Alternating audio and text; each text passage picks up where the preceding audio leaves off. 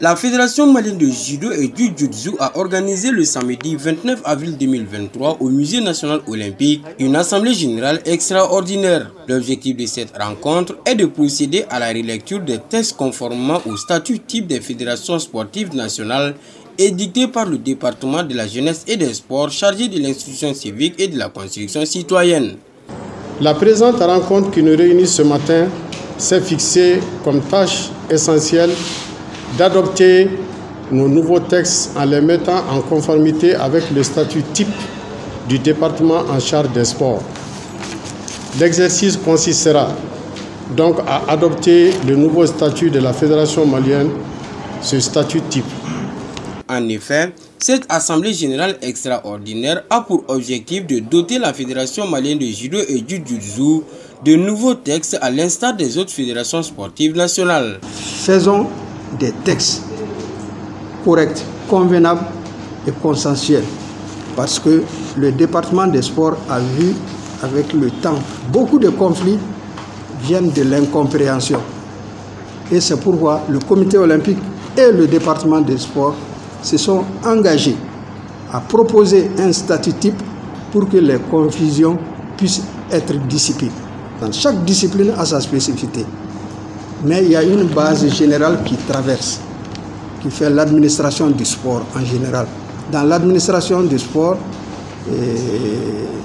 généralement, en moyenne, ça se recoupe. C'est presque les mêmes choses, mais compte tenu des spécificités, chaque discipline a ses règles et il faut intégrer ces règles-là pour respecter. Et les sports, comme les arts martiaux, la discipline est très renforcée. Et là, nous respectons. Si tout le monde applique les règles des arts martiaux, il y aura la discipline partout et les textes seront respectés. Donc c'est un atout supplémentaire par rapport aux autres disciplines. Cette assemblée sera une aubaine pour promouvoir et développer cette discipline.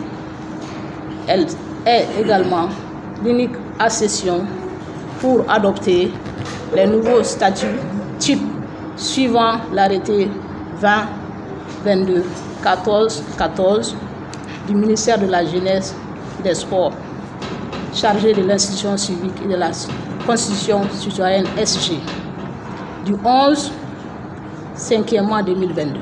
Ce projet de statut, ainsi soumis à l'adoption de l'Assemblée générale extraordinaire, l'instance suprême du judo et du jiu-jitsu au Mali, compte 110 articles. Il contient d'énormes innovations en termes de clarification de certains concepts.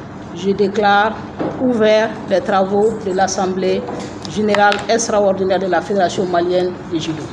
Persuadé que l'avenir du judo et du jiu-jitsu réside de l'adoption de ce document très précieux et fédérateur, le premier vice-président de la Fédération malienne de judo et jiu-jitsu, le colonel Abdoulaye Keïta, a invité les délégués à une analyse sans complaisance afin que le judo et jiu-jitsu puissent avoir de nouveaux textes dignes de ce nom à hauteur des attentes et ambitions pour le bonheur du monde des deux disciplines au Mali.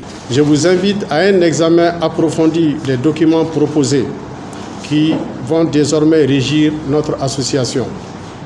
À l'issue des travaux, les nouveaux textes conformes au statut type des fédérations sportives nationales ont été adoptés à l'unanimité par les délégués, mais avec quelques recommandations. Les textes constituent la base de travail de toute association, de toute structure. Et c'est à travers ces textes qu'on peut s'entendre. Une fois qu'on adopte les textes, ces textes deviennent une obligation, un engagement pour tout le monde de respecter ce qu'il faut faire. Et désormais, ça devient la Constitution, la base des règles d'engagement qu'il faut respecter. Il est bon de faire les textes et il est bon de les respecter.